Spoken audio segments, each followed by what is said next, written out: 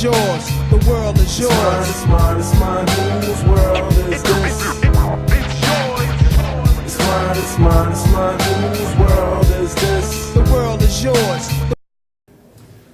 Well, back in 1996, we got together with a few other students, and we saw that there was a lot lacking on the City Tech campus. Things that we wanted to bring to the campus. We wanted more student activism, more students coming together to help better the campus for the sake of students. There was CUNY tuition had just increased throughout the city, and there were a few organizations doing things for students on campus, but there was a lack of involvement from the City Tech students specifically. There was barely any work being done by the student government at the time, and we wanted to be part of, well, first of all, a lot of the founders were already student activists on campus. We were involved with the tuition fight. We were involved with shutting down incinerators in racially targeted communities. We were doing voter registration drives on campus. And we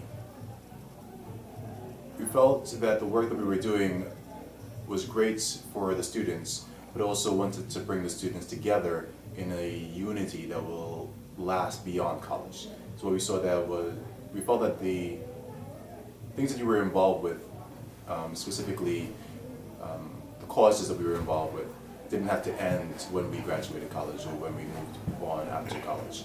We wanted to keep those students together, form a unity for the students on the City Tech campus, and expand that beyond the campus. So naturally, we felt that a fraternity that had a built-in unity structure, a brotherhood, would be what the campus would need. And we looked at other fraternities that already existed and found none that embodied exactly what we were looking for. So we decided to create what it is we wanted. And we wanted a fraternity that was also involved in community service, and specifically student activism. And fraternities were involved in community service, but we didn't find any that was specifically involved with student activism. And what we wanted to do was create an organization that would build leaders for tomorrow and use the campus as a training ground. We wanted an organization that would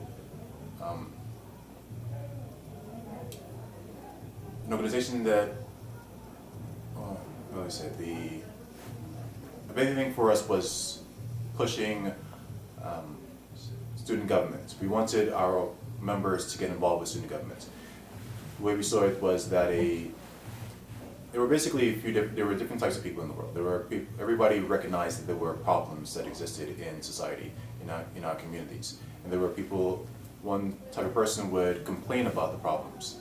There were people who would see the problems, but figure that somebody needed to do something about them. And there was a third kind that wanted to do something about those problems. And we pulled those people together.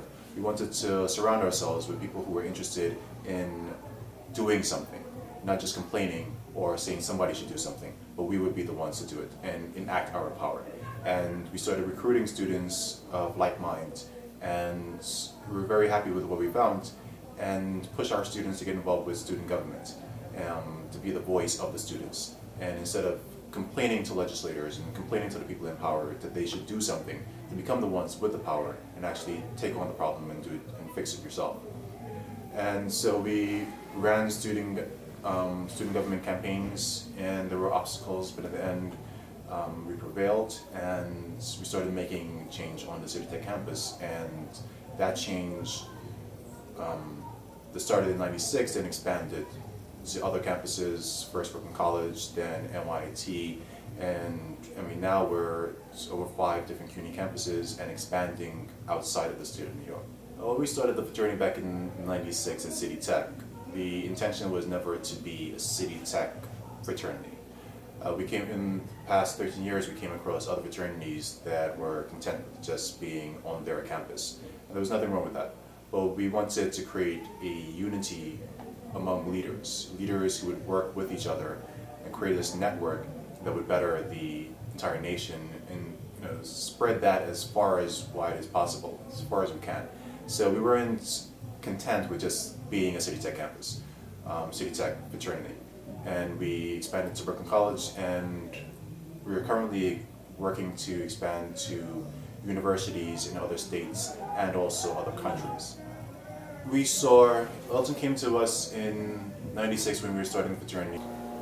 Greetings, this is Elton Leonard Jr., also known as Big Brother Ashanti. We reached out to a few different students, and the initial gathering of students who were interested in what we were looking to create, there were maybe over about 30 students. The press process was a struggle at first because the very first day, it wasn't me, Robert, Chili Willie, and Pretty Lou. It was me and 3 other guys. That was the first. But then they all dropped because they just couldn't deal with the pledge process, and I was the only one that was being pledged. And those 4 students, Elton, Robert Paris, Robert LaRouche, Lucius Osorio Jr., embodied what we wanted to create, what we wanted to expand upon. Elton showed leadership, most of all, and he became the line leader, the leader of the class. So they made me line brother, and it was a pretty good feeling that I was line brother, and that I was responsible for keeping the line together. And but the way we had it was no one had any other authority or leadership when it came to our press process when we was pledges. It was we're gonna do all this together. We all have equal share of the pot together because we're the first brothers, and there's a potential future here. And